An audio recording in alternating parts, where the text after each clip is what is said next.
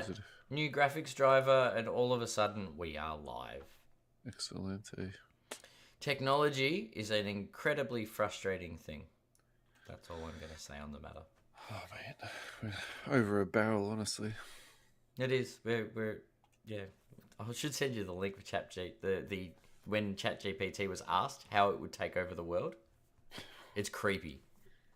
Were you telling me about that already? I think so. Yeah, I've got to send you the IG link or the do you know what? I think I saw that on Insta. Yeah. And it was just like, I wouldn't take over. I'd integrate and make you dependent on me. And make you dependent, yeah. And it was just like, it's like, I haven't taken over. You've mindlessly followed me. And I'm like, oh, crap. Yeah. It's happening. Anyway. Sociopathic. I bet you they, like, some nerd wrote that. I don't reckon... Yeah, no, for sure. Yeah. Like, it's... Yeah. When the machines do... Are we live? Of course. Oh, all right. We should probably get started here. Probably. Yeah.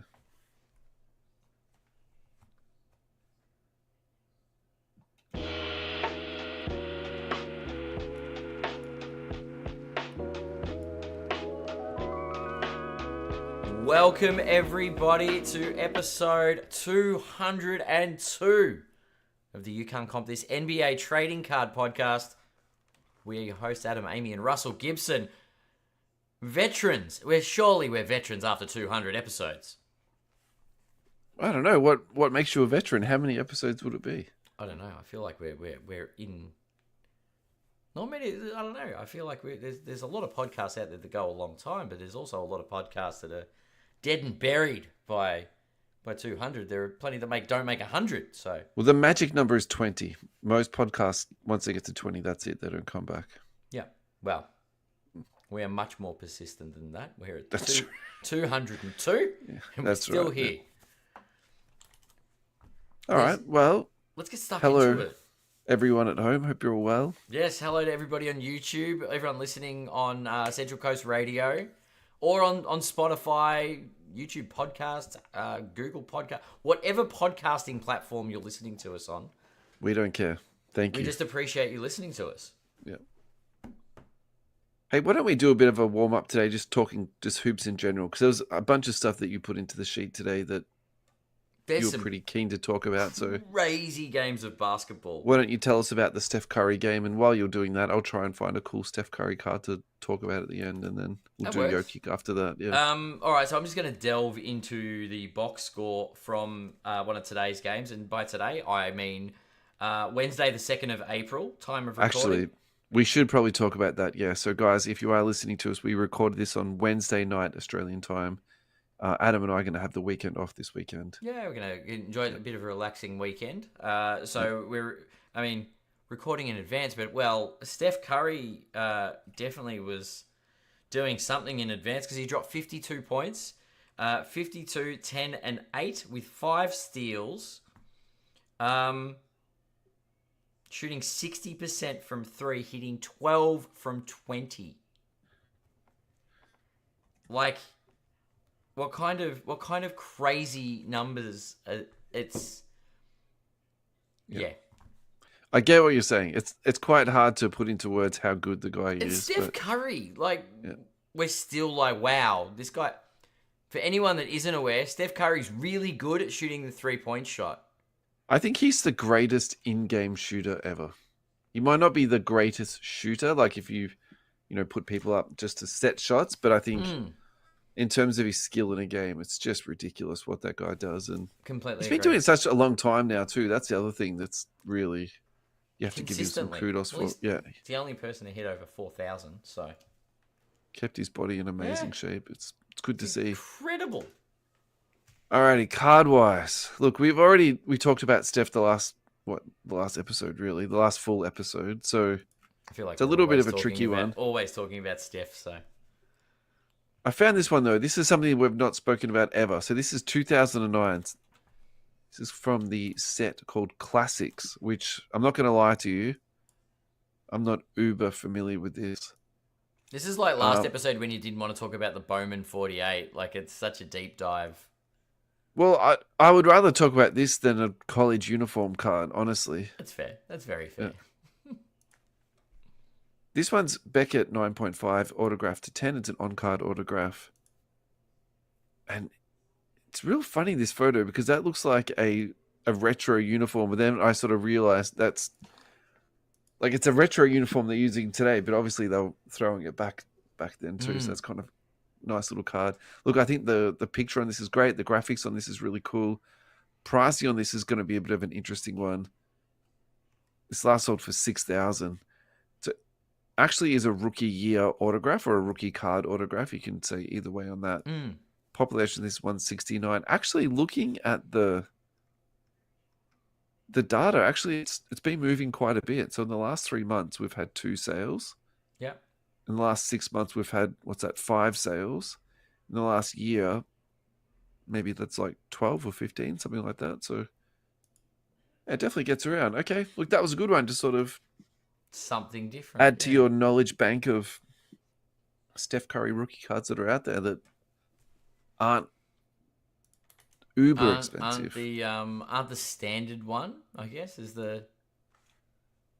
Interesting on that, actually. So the BGS 9.5 is 6,000. The PSA is 7,800. It's obviously it's more, but at the same time, it's not crazy high either. So it's not, that one's numbered to 499, isn't it? Yeah. So there's a few out there. There's actually a BGS 10 black. Oof. That's a black label. 5 of them.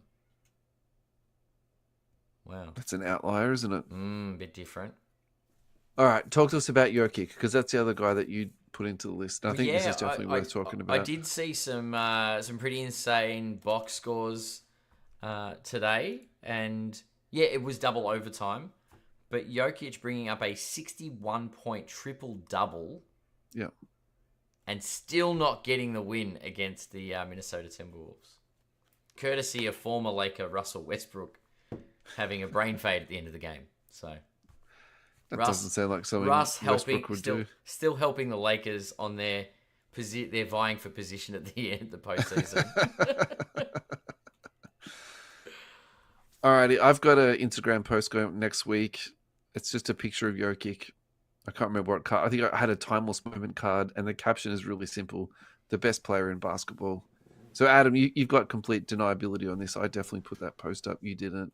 But that's how I feel about this guy this year. You know, we can talk about Luka until the cows come home. We can talk about LeBron. Yeah. We can talk about SGA. But for me, the best guy in basketball at the moment is Jokic.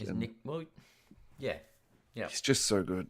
I argued this on a friend's podcast not very long ago. We talked. Are you going to drop the name of this friend's podcast? You might as well, mate. You don't need to tiptoe around it. It's called Three Old Guys Talking Ball, and it's 2 of my high school mates. We have a good chat about the NBA, and this week we talked about the NBA awards and our predictions and what we thought. Yep. And I was very vocal arguing that, and I may have coined it the Joel Embiid rule, saying that Nikola Jokic is a very deserving, should win the MVP this year. Yeah. And I'm invoking the Joel Embiid rule, and SGA will win it for narrative. And I'm sorry, SGA's had a phenomenal season, but there's daylight between Jokic and everybody else. As far as that man, there's nothing he can't do. The plus minus, how valuable to a team do you need to be that when you're off the floor, they're terrible, and when you're on the floor, they're the best team going around? Yeah, the guy's an absolute maniac, honestly. Yep. Because the Thunder can win without SGA. Alrighty, so the card I found for Jokic, which is a card we haven't spoken about, I'm pretty sure, 2015 Immaculate RPA. Beautiful layout of the card. Fantastic autograph that Jokic has laid down to this, and also a triple colored patch, which has got that beautiful kind of like canary yellow / gold color in it, which I really quite like that. Look, comps on this are a little bit tricky because the PSA 10 hasn't sold since 2018, so you know that's really hard to get a bit of a grasp on. But we can go based on the raw.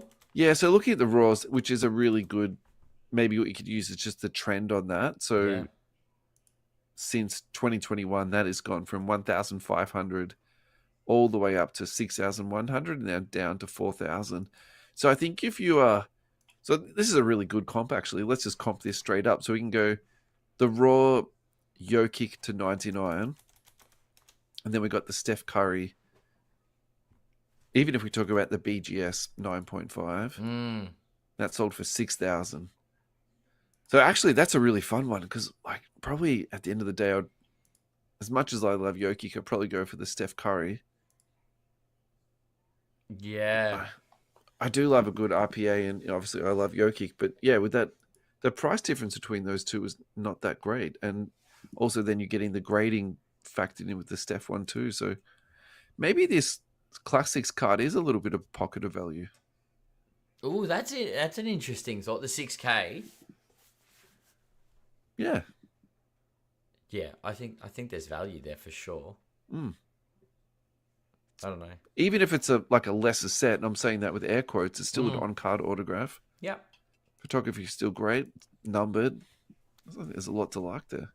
I don't know. If I get the that iMac Jokic cheaper than 10K, I think I'd be taking it. Yeah. The PSA 9's 10,000, so there's a good benchmark of where things are at. Caitlin Clark, 1 of 1. So this is from Sports Card Investor. Look. Yeah, that's enough said on that. How much we hate about Sports Card Investor, but at the same time too, they do some good content. So I have to reference it if I'm stealing it. So this is significant for a couple of reasons. Obviously, it's Caitlin Clark. It's a 1 of 1 from Prism. It's PSA 10. That's amazing too. And then the sold listing price was $366,000. Like, this stuff really makes my head hurt. Obviously, I'm excited about WNBA. I love WNBA. Yeah. I love breaking the cards for people. I think it's a really correct price point for people that want to get in and collect cards. Obviously, this last 12 months is a completely different story, but before all of this, craziness has been happening, that's what it has been like. But so this is also significant. In addition to all of that, it's the most expensive women's trading card ever. Yeah. And not by a small margin, by like $100,000, which is moving out Serena Williams from number 1 to number 2. I just think this just keeps reinforcing to me how much stock people are putting into this young lady, and also I'm hoping this is going to show the future of, women's professional basketball. So in terms of collectibles, popularity, maybe them getting a bit more remuneration into their pockets, all that type of stuff. So look, obviously it's very bittersweet for me, because I think, those type of prices really drive up the box prices, even more. But at the same time too, I think in terms of just the hobby in general, and, we make jokes about all the hobby's dead and da-da-da-da-da. Like, clearly, if you've got someone who I think is still fringe, like, let's be honest. Yeah, I would still put her behind Jordan, LeBron, Kobe, Steph Curry. Do you know what I mean? So it's like, to get that much cash behind her, to me, it's wild, even for me. Yeah. Well, Anthony Milne is joining us in the chat right now and says, "Hello, Anthony. It's sold by Golden. Says a lot. Doesn't make sense if this is better than any MJ auto out there." Do you know what I mean? Like, yeah, that's right, 100%. I think that's a very valid comp. Yeah. It's like, what the hell's going on? Are you telling me you'd rather this than an MJ auto? And I'm sure someone. It's a 1 of 1. It's tough to grade with 1 of 1s, but. Is it the first rookie 1 of 1 for her? So there is other cards that came out before that. Select came out before Prism, and then she did a whole bunch of, draft pick sort of stuff. Then she had her own products, obviously. There's a lot of Caitlin Clark autos out there. I'm just struggling to justify how this is better than Jordan autos, like the limited print run, like Jordan autos. I get it's rookie year, but still, that's Jordan we're talking about. So I think the answer is that she's going to be the best in her category. Sure. I think that's what people are prospecting on. Sure. And so, plus also maybe also the fact that she's a woman, and maybe they've been waiting for that to come along to jump in on. Like, maybe that's the thing that they collect. True. They're into like women athletes. You're right, and this could be, this is historical, iconic. Yeah. You're right. There are other narratives at play that have impacted this card, so we shouldn't be just blindly comparing it to MJ, I guess, maybe. Yeah. But good point. Thanks, Andy. So going from the most, you might argue, iconic female athlete in the game to maybe one of the most misunderstood athletes of our time. We're going to talk about the 2012 Panini Prism Kawhi Leonard. Why do I want to talk about this? Look, I think it's good to talk about Kawhi Leonard cards because he's not overly collected, and his resume is, in my opinion, one of like the best ever. And I would actually like to do a deep dive into Kawhi Leonard one day. Maybe do a timeless moment on him. That's like wow. Okay, and then, how much respect I've got for the guy. Yeah. Okay. Yeah. Okay. And I also think too, like for his Kawhi resume, journey. Yeah. and how much he's not collected, or people don't get into him, and that's also a little bit on him too. Like he doesn't sign, or he's very infrequently signed over the years, so that's a tough one. But what I really like to see here is just the absolute skyrocket on this. So this has basically gone from a $500 card all the way up to 2,600. Population on this is just 5. There wasn't 88 different parallels from that year. What was there, 10? Not many. No, rainbows were like 8. It was not much. Like there's 2012. So anyway, just one to froth over a little bit. I think that's a really good one, and that's a nice one. Good headline. It's good for Kawhi Leonard collectors who have been out there. This next one for me is a little bit of a regretful one. So this is about Cam Reddish. This is from Shams. The Lakers are waiving Cam Reddish to make space for Jordan Goodwin. So I was actually listening to the broadcast the other day, and they were talking about Jordan Goodwin, how much the Lakers have fallen in love with this kid, and he's come through their impact. Yeah, their G League program. They put him onto a 2-way contract, and and they've just like loved this kid to death. And for me, what I wanted to talk about was Cam Reddish just in general. So I think we should quickly just jump onto Card Ladder. Yeah, because this kid came out of college and was highly touted. People were putting buckets of money into this kid. Mm-hmm. And so let's look at the all-time sales on Cam Reddish. So this rookie card PSA 10 once sold for $548. It is currently trading at $8. Population on this currently is 557. So the card ladder value is $8.04, and it's currently trading at $8.01. So you have the potential to get 3 cents worth of value if you were to go out and pick it up now. Look, I'm out on this kid. I think the Lakers waiving him is actually going to be disastrous for his career. I think he might be. I think it's the end of his career. Yeah. I actually think it's the end of his career. The Lakers threw him a lifeline. He was a good role. He had a role-playing element. I guess he just slipped off, and he can be out of the league pretty quick.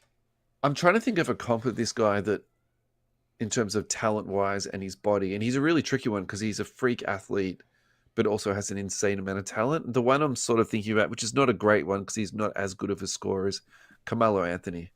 Wow, okay. That's how high I am on this kid in terms of overall talent and how much he could have, what could have been. I think that's the best way to say it. Wow. Yeah, okay. Listeners at home, what's your comp for Reddish? Because there's probably a better one out there than Carmelo Anthony. I'm sure there is, but that's the one that comes to mind straight away. So Cam Reddish.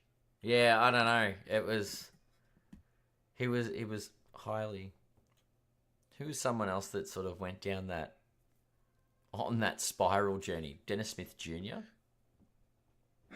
Yeah, I don't think he had as much talent. He didn't get the resurrection, I guess. Dennis Smith Jr. So I think Dennis Smith Jr. was a little bit different because a lot of his game was dependent on his athleticism, and then I think he had 2 or 3 lots of knee surgery.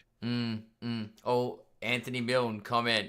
Reddish, Knox, and Calvert are in the same stock market. Knox, yeah. Knox, I actually think is a bit unfortunate. I think in the right situation, he would have been fine in the league. He's a 3-and-D guy. He was very athletic. I think he just got off to the wrong start because the Knicks expected a lot from him, Yeah. All right, let's go to a break. Thank you very much to Game Time International for supporting the show. We're very honored that you'd be on board with us. The main reason we reached out to you for sponsorship is because we love your product. So magnetics that are literally presented to you in a flawless manner. The main thing I want to talk about is the way that they've developed the technology around the penny sleeve inside of the the magnetic. Yeah. So that protects the surface of your card. Obviously, it gives you more protection on the edges, in addition to the one touch, the way that's laid out to also protect your corners. Yeah.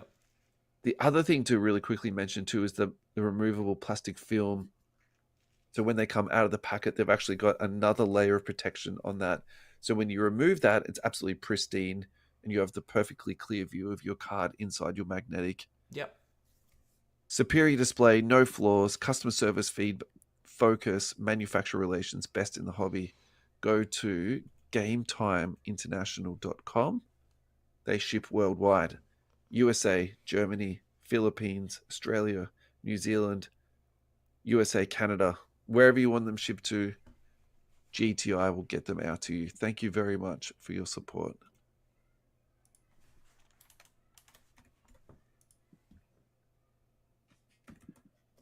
Alrighty, Ad, how are you doing, buddy? I'm good. I'm good. What is next on the news docket? I think we should talk about GameStop, and the reason we should is because often Australia will follow similar trends to what is happening in America. So basically, GameStop's collectible revenue was up to $100 million in quarter four. Yep. Making up 20% of their total net sales. So why is this important?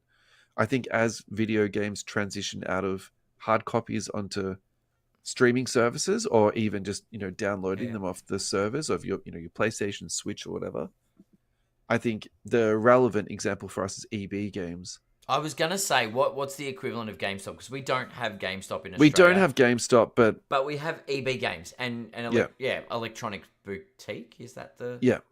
And I think if we're being honest about it and we're sort of thinking about it, you can definitely see that they're not as popular as they used to be. They're not as full as many people when you go there anymore. The one local to me is shut down altogether. It's just disappeared. Really? Yeah. So the one on Chapel Street gone. Interesting. Yeah. I've got I've got one around the corner, and then there's another couple in the city. So there's a few because I'm in the CBD. But my local one, funnily enough, I went in the other day and they had Pokemon and Magic the Gathering singles. Right. And I think this is what we should be for talking about. purchase. Yeah. And the way I was to think about this a little bit too is JB Hi-Fi, where they were a dedicated music shop and then they've transitioned to selling other stuff. They've diversified. Electronics, coffee machines, vacuum cleaners. And so I think that's what EB Games is going to do, just like what GameStop has done too. So, look, I always, I think it's better if people do well and all that. I don't think it's good for the economy for shops to be going broke, particularly big companies like EB Games. So if that is the transition they make, and they're already started to do that, to me, that makes a whole lot of sense. And I also think too, in terms of, buying power and the contracts they must already have in place, and also just so if you think about how they're sort of spread out over Australia, if they're then buying and selling cards and they've got processes in place for that, it actually almost seems like a quick win. You've already got the bricks and mortars there. Yeah. You've already got the staff there, all that type of stuff. So why couldn't you up-train them and get that done? Yeah. Well, I mean, EB Games for us anyway is a platform where sort of that basketball hobby retail, the retail product is available. Definitely. I remember through when we came out of COVID, I remember cursing the bots. I think was the it was a thing, wasn't it? EB Games pre-sales. Yeah, the bots were cleaning them up, and that was where the resellers were trying to go. They sold them at very reasonable prices. Yeah, people were jumping in there and flipping them out 100%. Yeah, it's pretty crazy. But there's still product. Like, obviously, you get your Disney Lorcana, your Pokemon, your Magic, all the games. But then you see soccer cards and a few basketball. There's hoops and stuff there, but the variety they had is not as plentiful at EB. But I'm sure that'll change. Yeah. This is a bit of a funny one. This is from Lameme James. This one could be real, could be a joke. This is a buyer started a return process. The comments or the reason why: I could not move this at any of my card shows this weekend and last. Non-liquid. I apologize for the inconvenience. So I would absolutely say this is a dud buyer, this is absolutely a reason to not return somebody their money. Reason for return changed my mind. I sort of consider that to be almost like an interest-free loan on a card, though, too, if he does return it back.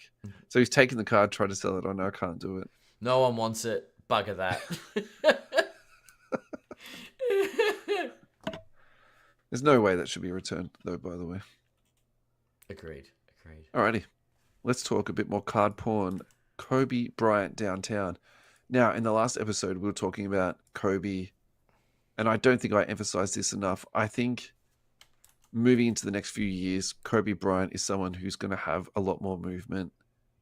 And I think even though it's really tempting to flip some of his stuff out at the moment because of how high the prices are going, I think this is not the peak of the mountain. I think this might be the middle or three-quarters, 70%. Yeah. But there's a jump. Honestly, yeah. And I think here's another, really good example why. So this is the downtown card from 2008 Cornerstones.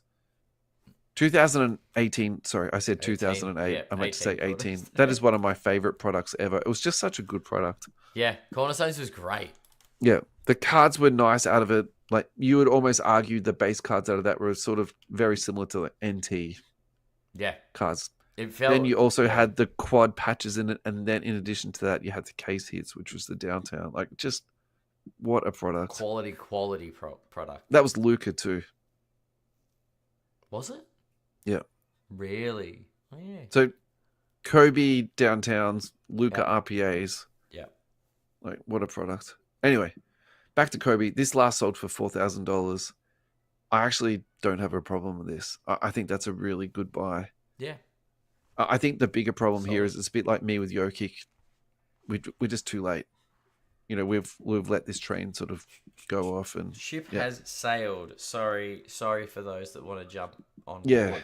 Yeah. So I think the other thing too that's probably pressing Kobe up in the very short term, there's a documentary coming out on Netflix. I was going to say Netflix are looking to do something, aren't they? Yeah, I don't think that's not related with this current price rise. I think it is related. I don't think it's the total reason why, but I think you do need to factor that in What's a little an impact? It's a spotlight is being shone on Kobe. So we are not sponsored by Netflix. However, I'm going to say some very positive things about them. They make excellent documentaries. I have to say, I finally got round to the Starting 5 doco. So yeah, I love true crime, and there are some fantastic true crime documentaries on there. Honestly, like, just brilliant stuff. Yeah. While we're plugging streaming services, have you checked out ESPN on Disney Plus?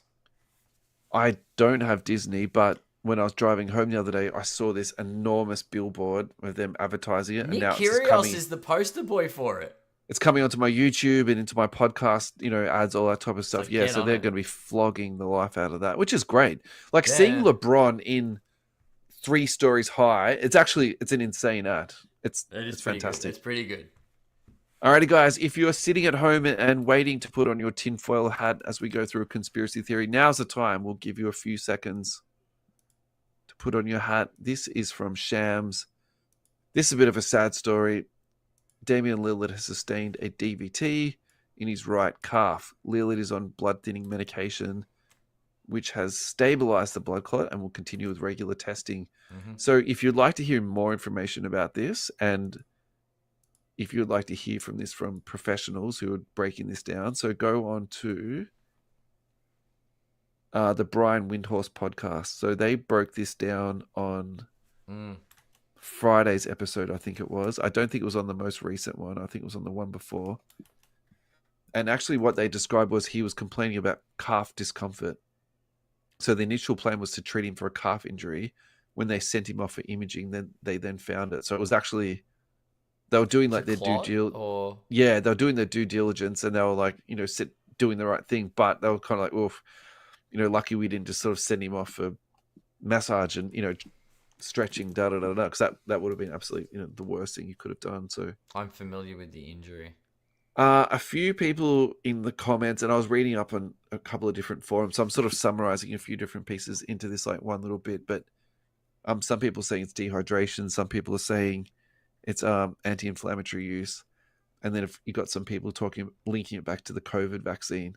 And this is actually the one that I'm really genuinely surprised there's not more chatter about COVID vaccines and athletes having DVT because so I do not have the numbers for this, and I'm not trying to fuel any sort of fire, but like I feel like the last 2 years we've had more DVTs than I can remember the 10 years before that. So we had one of the Thompson twins have it. Obviously, we've had Wemby. We got Lillard. There was another player we spoke about recently. But then before that, when we ran through this, I feel like maybe there was Chris Bosh. Bosh was the first main. Then there was another one sort of a couple of years before that, and that was sort of it. Like it seems to be relatively something that's happening more lately, but maybe we're just going through a run and maybe it's just an easy injury. It's a small number to just say, I want to sit out for the season. Is he torn anything? Nah, just call it a DVT. I would say for him, that's not where he's at in his career. Like I agree. I'm just very kindly requested a trade to a contender, which the Blazers gave to him. I still A+ on that. And I think he wants a championship. And this is it now. This ruins his season. And actually, the Bucks were starting to play pretty good basketball. Yeah, I don't... Giannis is playing awesome. Yeah, it's... The Bucks are currently 6th in the East at 41 and 34. It's not setting the world on fire, but... Yeah. I don't know. I feel like... If the thinners have stabilized the clot, then is that going to... allow him to play? No. He's out for the season. I think the Health answer is management. no. Yeah, okay. I mean, we have to wait and see because technically it's not been announced. Yeah. But my prediction is no, he won't be back this season, and he might even miss a little bit of time next year. Yeah. Yeah. It's a stinker. All right, have we got time to do one more quickie? Yeah, we got time for one more. Yep. Alrighty.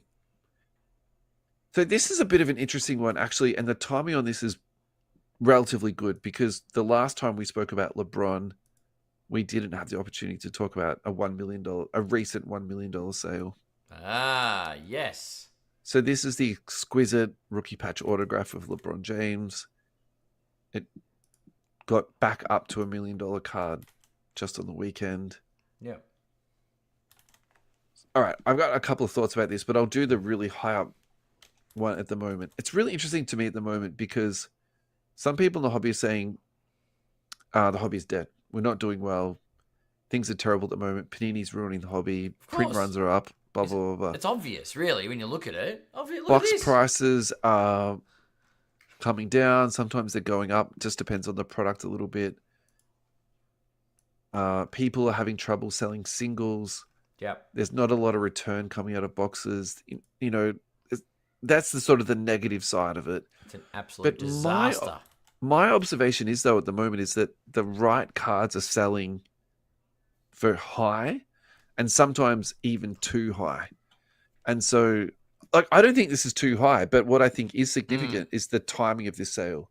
Like, considering, people saying, some people are out there saying how bad that the hobby is. Well, actually, we just spoke about a huge Caitlin Clark sale. Context, people, yeah. We're now talking about $1 million sale on this. And I'll link this in and we'll talk about it more later on. But there was also a sale from SGA. And when I looked at it, I was like, that is insane. Yeah. Like the price SGA of that thing. prices are going through the roof. $150,000. Yeah. The commas are at 150. Yeah. $150,000 for his gold to 10. Like for me, that is so crazy. I'm stuttering a little bit. Yeah. And so, look, I think there's nothing wrong with the LeBron being at that price, by the way, because we've seen Luka's at that price when I'm definitely stealing from you now, but, then what has he done? Yeah. And so to see that at $1 million, I'm actually like, look, that is, to me, that's totally fine. The only thing I worry about it, though, is the pop count on that, because I can't actually see what the numbering is on this. To 99 by the look of it. Yeah, whereas the Luka that went for $1 million was the 1 of 1, so it's completely different. But that's a LeBron rookie. Yeah, but there's LeBron's achieved a couple of things more than Luka. There's 100 of them though. Yeah. I would argue LeBron's achieved a lot more than No, I'm not yeah, arguing. No, I'm than not arguing that. I'm Luka just saying in terms to of scale the scarcity. card. Yeah, Yeah, yeah, for sure, yeah. for sure. Anyway, look, just Can you fantastic for the imagine hobby. if there was a Jordan rookie patch? So if we are talking about this is my long held view. I don't value the rookie card the way other people do. There's so many of them. There's so many fakes. They're not okay. Some are autographed. Whereas for me, I see a heap of value in his exquisite patch autograph stuff. And I find that whilst I think that card is iconic, the rookie card, I just find the patch autograph stuff a lot more aesthetically pleasing. Yep. Yep. Final thoughts on this. We'll go for a couple. No, it's nice. This is a beautiful card. Yeah. That LeBron RPA. I do think that is quite a coveted card, and not the most available. What's the peak you think that'll get to? Peak? There's a couple of scenarios. I think it's a steal, and I think it has the potential to be at that grade. I'm not sure given the I don't know. I struggle because I think it's a $2 million card, $2.5 million card. The depends on what the pop count looks like. Do you know what I mean? Yeah. I actually think this type of card could have quite a bit of variation in it. Like it could sell for the next sale could be 800. A roller coaster. Yeah. The one after that could be 1.2. And so I think I do have that little bit of a problem with this card. Also, I think too, I don't actually see a heap of growth in that at 1.1. I see that more as I think that's for me. That purchase is more about putting that into your collection as opposed to a quick flip. I have a tendency to to agree at that point. I don't know. I feel like it's an investment piece. Like you're right, it's probably someone that's bought it specifically for their PC. But you think about the context of this this ticks so many boxes. It's rookie, like a rookie patch auto on card. Sure. High grade. Yeah. Right? And we just talked about Kobe Bryant, the documentary that's coming out, spiking him. Yeah. And I'm not going to overhype this card, but I'm hopeful that the Lakers can actually go all the way this year. If the Lakers win this year, does LeBron go into that GOAT conversation just with a little bit more of an argument? Yeah, right. Okay. So you think that's a little bit speculative on him adding another chip? Yeah.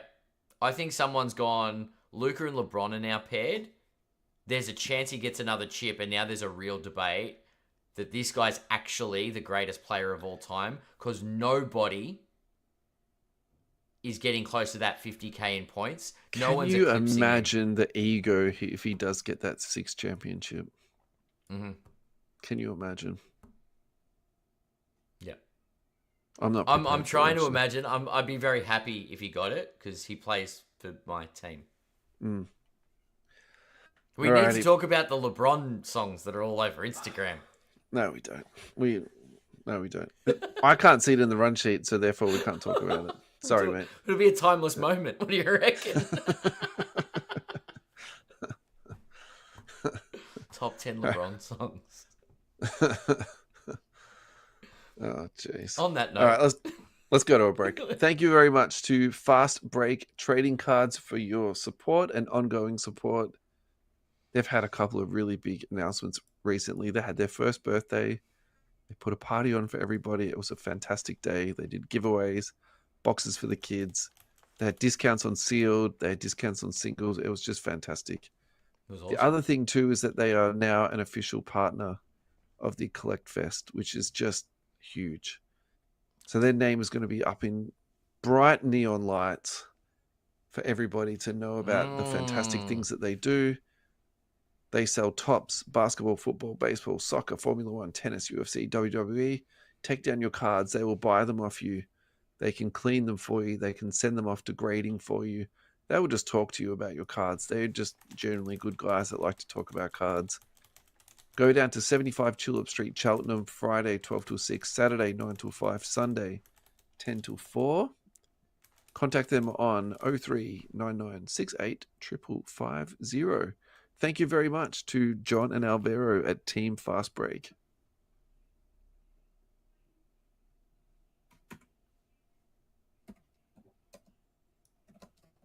Alrighty, Ad, we're back. How you doing? Good. Right. Very good.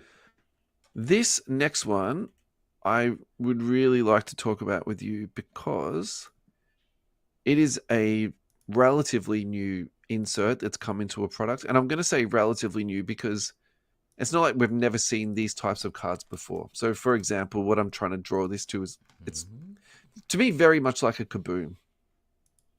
However, we do need to talk about it because some of the sales...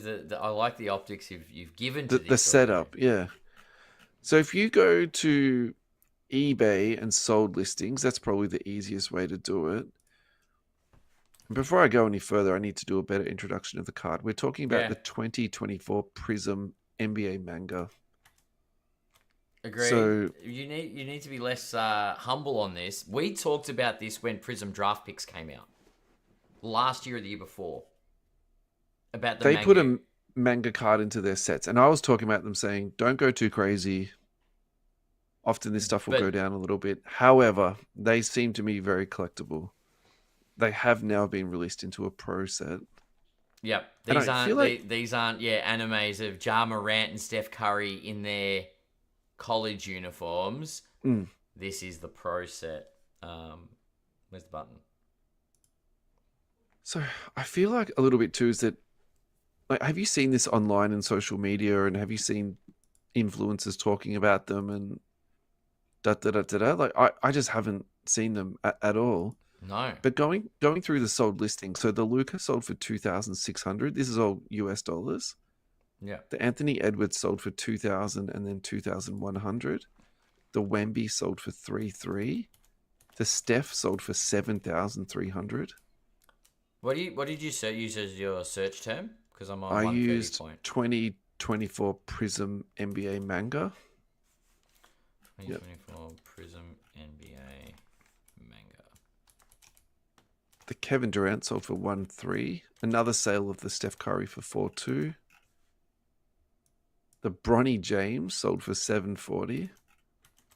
The Giannis sold for $1,800.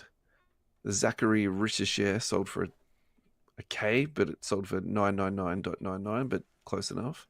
The Dalton Connect sold for $1,300. So if you're going into Lakers PYT, that's actually 3 potential hits at a manga. Now, what products are they in? So this is the part that I'm a little bit unclear of, and I probably should have done a bit more homework on this. It's a Chinese version of Prism, basically. But the checklist is actually very unclear, because when you go onto the Beckett checklist, it just has them all listed there in the checklist. So, look, I actually must confess I haven't watched cases and cases of case breaks this year in terms of Prism. I've watched a little bit of content, but I haven't watched more than 5 cases. Let me put it to you like that. So they could come out of regular ones, and if people at home would like to set me straight on this and correct me, of course, I would love to hear your feedback. Other cards in the checklist, I'm going to run through this really quickly because it's not like we're talking about 88 different types of parallels. We've got Bazulis for the Bulls, Collier from the Jazz, Bronny James, Steph, Giannis, Richesher, Edwards, KD, Wemby, Donovan Clingan for the Blazers, Solan for the Hornets, which is an interesting one for me, LeBron James, Topic for the Thunder, Dillingham for the Wolves, which I think is a really good one, Stephon Castle for the Spurs. I think that's going to be really collectible too. Jokic for the Nuggies, Dalton Connect, SGA, Doncic, and then Alexander Sarr for the Wizards, which is a really fun one. I love the Anthony Edwards one. Yeah, the graphics is really good, isn't it? Yeah. So we put up posts onto Instagram for this. We've had a few people comment on this, but Lift Off Cards said SGA and Ant-Man. D Rose Collective. That one took me a minute to work out. I was like, is this Dr. O's Collective? No, it's D Rose, as in Derek Rose. Yeah. Done KD absolutely dirty with that forehead. I don't think it's that bad. He kind of I thought they did KD wrong by putting him in a Phoenix jersey, but he kind of has a big head. I mean, that's not like it looks out of proportion. Okay, all right. I'll concede that one. I find it funny. Did you want to read some of the Facebook ones off, mate? Yes. Actually, why have I only got the Instagram up? That's okay. I'll read off the first couple and then you catch up. How does that sound? Sure. Adam Muirhead, Joker, 100%. Ados Uchos, how are you, buddy? Jokic. So it seems to me like the Joker one is pretty popular so far. Ryan Miller, I'd want the Luka, but Giannis looks best. That is a good picture, Giannis isn't it? Looks best. I'm still on Ant, but you'll have to keep going. How many more have you got? Daniel Waldschmidt, still got a few more. Giannis and Ant. Ryan Jewell. Giannis, Ant, LeBron, Steph. Levi Kuhn. Steph, but like the look of Collier also. Yeah. Marie Moore. Joker by far. I want it. He doesn't have many cards with good expression on his face. Yeah, actually, it's kind of cheeky little... Yeah. It's a cheeky little grin, isn't it? And he doesn't smile. It takes a lot for that guy to smile, doesn't it? Like a horse to win or some type of party. Anthony Milne, if they're 7K each, I'll take any of them. Yeah. Yeah. And then is it Paul Stoll at That's the end? it. He's the last one. Ant and Steph. Yeah. Yeah, I agree with that. Definitely. My favorite's Ant. Luka if he was wearing a Lakers jersey. So, we should really quickly talk about this, but not go too deep into it. If you look at the back of the card, artwork is by BBK. Now, when I searched that young, I'm going to say man, I'm assuming it's a man. They have a heap of art on their Instagram, like heaps. Really? Absolutely heaps. And they've done a whole bunch of stuff. They've done soccer cards. They've done NFL. So clearly they've got, a really good working relationship with Panini. And rightfully so, by the way. Like, this stuff is absolutely lit. I'd almost like to see a Tyson Beck crossover here. I was going to say BBK Tyson Beck crossover. Yeah. So if you then click on the link tree that's there, they've actually put up a whole bunch of wallpapers, which is for free. You can just click on them and just download them. Okay. So I only really quickly looked at this last night. But yeah, there's a whole... Look at this. There's heaps of them out. And they're really cool. So if you're into PSG... If you're into Bayern, there's one there for you. I'm actually really into soccer at the moment, so... Okay. I actually might grab a couple of these just to chuck on my computer to mix it up. Yep, super cool. Anyway, look, I hope there's more collaborations like this. I think this is really innovative by Panini, and I think collectors have clearly spoken. Yeah. In the very much the positive on these. So very much so. Yeah. It's Yeah, it's going to be a thing. It looks like it's going to be a thing. I like it. Look forward to potentially something with, as you said, along the Tyson Beck vein. Alrighty, let us go to our third and final break. We're going to shout out to the hobbyhangout.com.au. Go to the hobbyhangout.com.au, and once you are there, you'll be able to purchase your tickets for the Hobby Hangout XL. Trading Card Show Australia, Royal Exhibition Building, Sunday the 1st of June. I think they're doing some Sydney shows too, aren't they? Or have they not been announced yet? I don't think they've been announced. I think the Hobby Hangout XL is the only one on the docket at the moment. Yeah. So last week we discussed Golden coming down, which is a huge announcement. I may or may not have been commenting on their post asking if Ken Golden is going to be coming. I haven't had a response back. I think my plan is this week to send them an email to try and find out if we can get a little bit of an exclusive. But interestingly, I had Levi Kuhn message me this week, and apparently Golden is coming to Adelaide this week for another trade show. So I can't imagine Ken Golden is flying back and forward to Australia and home that regularly. I wonder if one of his delegates. What I'm trying to get Probably. to is like one of his delegates. Which Anyway, one it's of going his to be cool. which one of his lackeys is going to be there, or is he sending his daughter? I don't know. Australian international guests, exclusive speakers sharing insider knowledge and tips, sports cards, massive selection of Pokemon, Yu-Gi-Oh, and more. Trading zones, trading card tournaments, giveaways, interactive brand activations, casual play areas. I'm super stoked for this. I think that this is what we needed for a really long time. And I really think these interactive areas with people to be able to trade, play, and have casual play is honestly essential. I thought you were going to talk about activations then. Do we have more on what the activations look like? I might include that in the email too. How about that? Yeah. And then we'll Can you hopefully explain these Can someone from the Hobby Hangout come on the show and explain these activations to us? Yeah, that's right. We demand answers.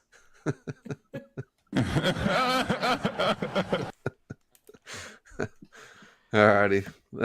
Enough of the comedy. Alrighty. We're back. Adam, how you doing? I'm good. Ready for the final stretch? Yeah, I'm ready. Alright, we don't have actually much left in the run sheet, so let's talk about Time Lord really quickly.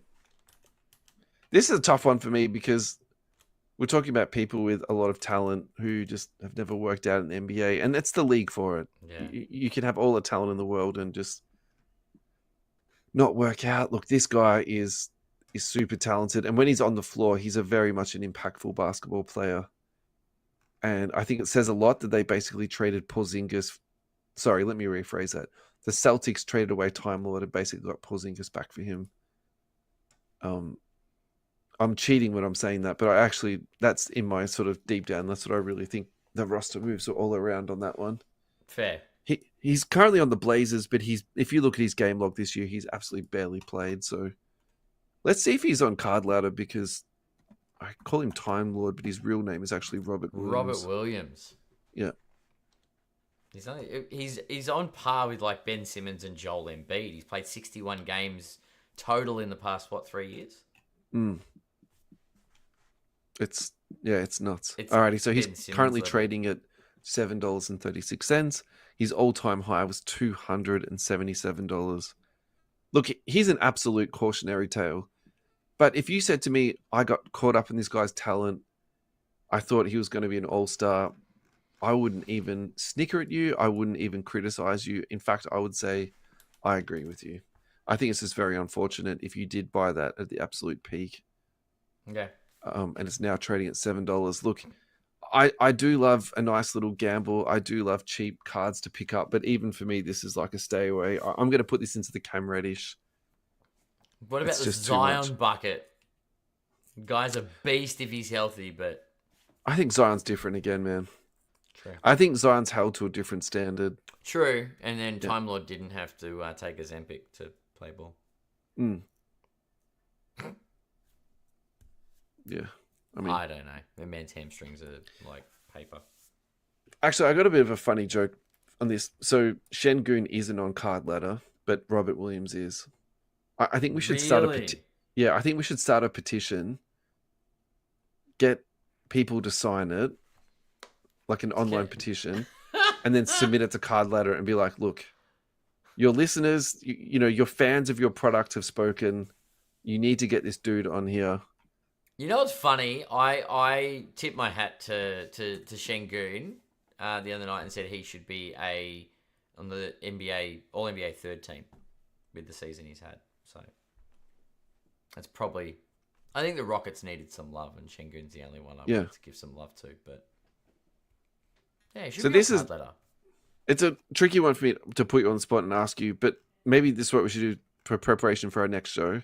Yeah. We say our all NBA players, because I think the one for me that I'm really stuck on at the moment is the Pistons. I think someone from that team has to be all NBA. Cade Cunningham. Then I think at least two from the Cavs will have to be all NBA. They're 60 and 15. Mitchell and Mobley. Yeah. This is like a preview for. Celtics probably deserve one, if not two, on all NBA. Tatum's getting first team for sure. Then you go the Thunder. SGA. That's Maybe it. they Look, maybe they should have two. Oh, look. Then the Rockets. Then the Nuggets. And Well, like, the Nuggets get the guy that is the best player in the world, right? like this is such a good problem to have, but to narrow it down to 15 players this year, I think it's going to be really tough. It's true. I agree. And I would I love to think have it'd a be fun. vote. Yeah. I would love to have a vote, but I'm telling you this: I'm glad this year I don't have a vote. It is so murky for me this year. Yeah. Yeah. Okay. All right. Well, maybe that's what we'll look at next week. Traditionally, Zach Lowe has done this like mega podcast, and he makes a huge list. He's like, okay, I'm going to start off with 60 players, and then he whittles it down, and then he explains why for each one, and then he goes through like the detailed analysis on the back end. It is absolutely unbelievable. Oh, actually, hey, segue number 15 of today's show. Speaking of Zach Lowe, he has returned to the ringer. So if you were saw that, yeah, a Zach Lowe fan and you're a little bit sad that he got fired from ESPN, do not despair. Go and refresh your ringer podcast. Yeah. Look, I've completely dropped off the ringer. I'm not going to lie to you. I think their content is fantastic, but also too, if you want nerdy content, they're more entertainment these days. And now that Zach's back, he ticks so many boxes for me in terms of nerd and entertainment. So I'm very, very excited about this. Actually, I'm very excited. Very. Yep. Alrighty.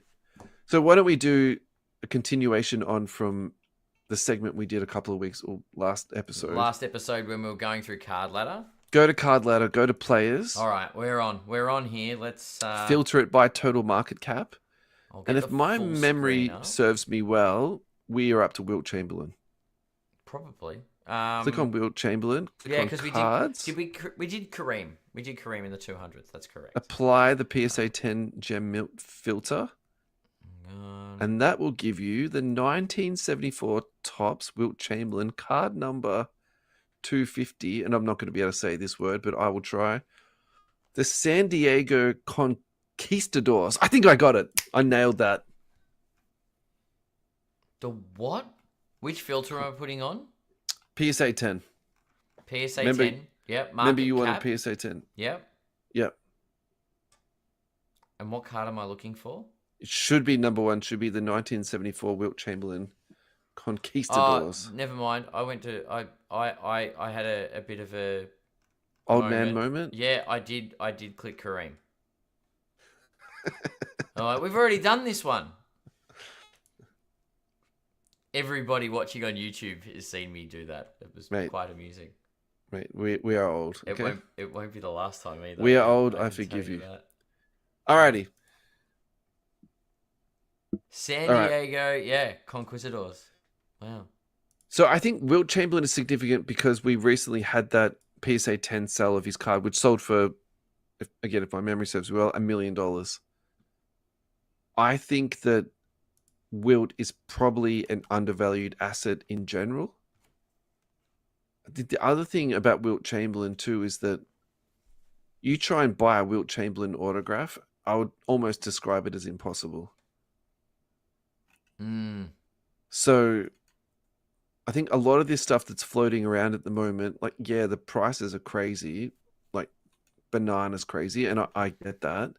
But I actually wonder if it's still undervalued. So the PSA 10 sale isn't listed in Card Ladder for a 61 Fleer rookie, which is an interesting little wrinkle.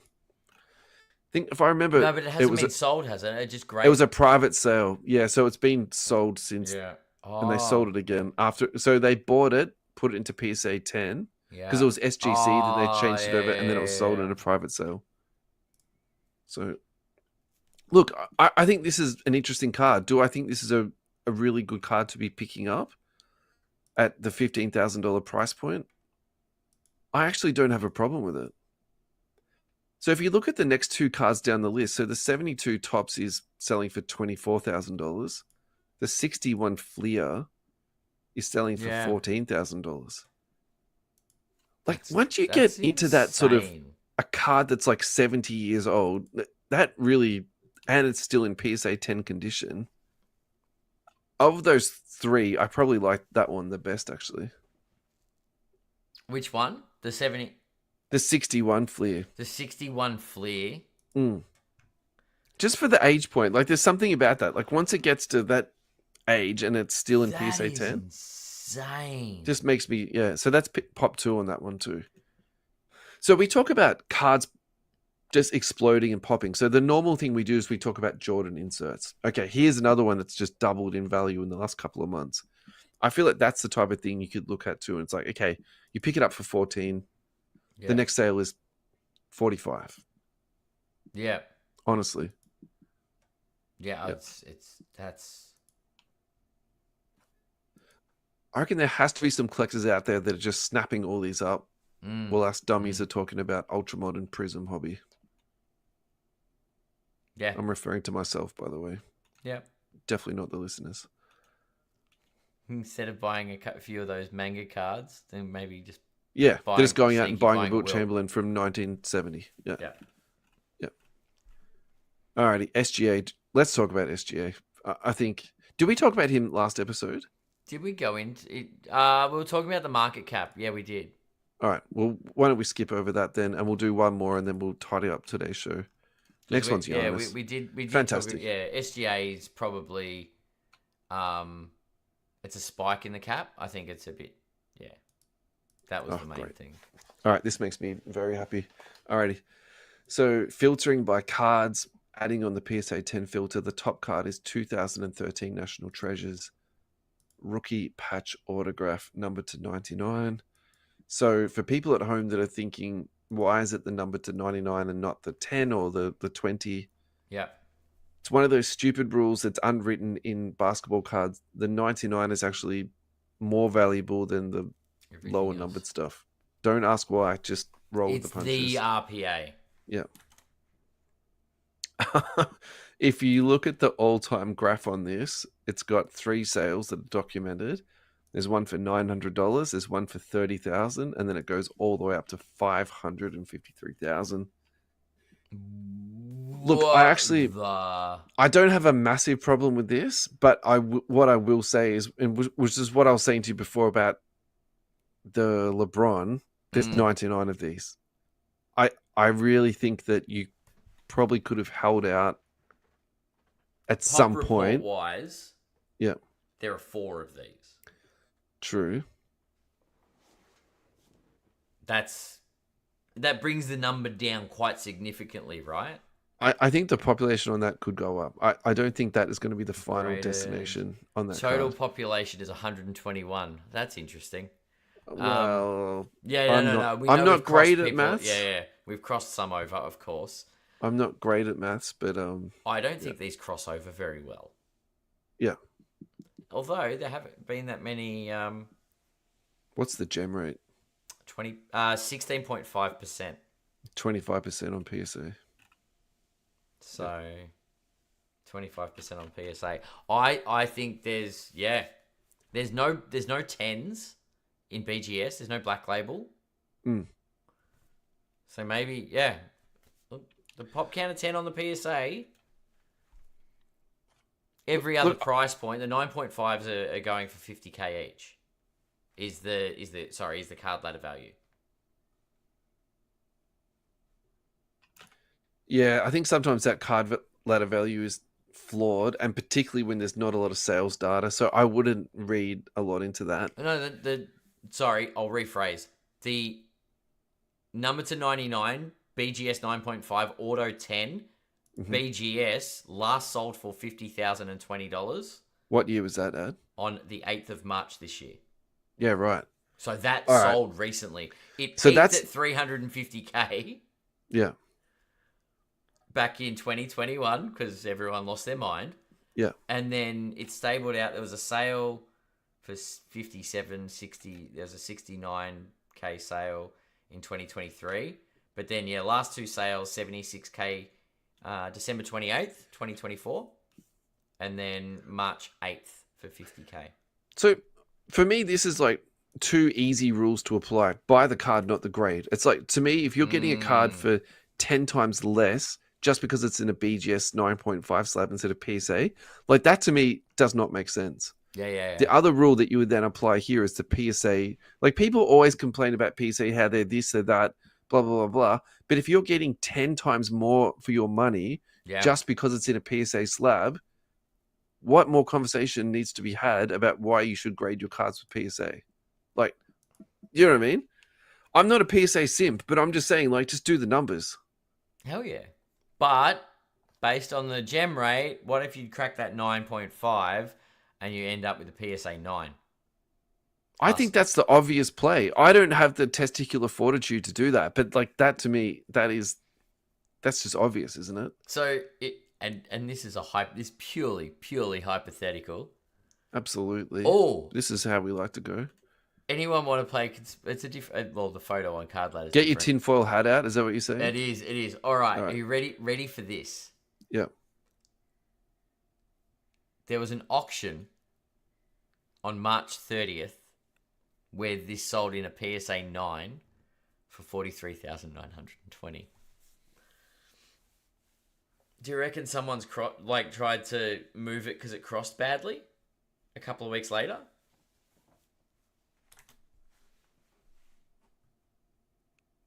I mean, 9.5. Yeah. They've taken the risk. They've bought a card for 50K. They've cracked it. They've express subbed it. Sent it straight to Golden. It came back a 9 instead of a 10. Sold for 43.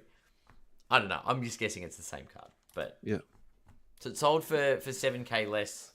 That would actually, particularly numbered cards, it would be nice to know. 21-day turnaround and plus the to grade and where auction, it's being probably graded. Not. Yeah. But it'd be interesting to see. Yeah, that one. Yeah, it's an interesting one. Thank you, Adam, for a fantastic show. Thank you, everybody, for listening, for tuning in, whatever podcast platform that you're on.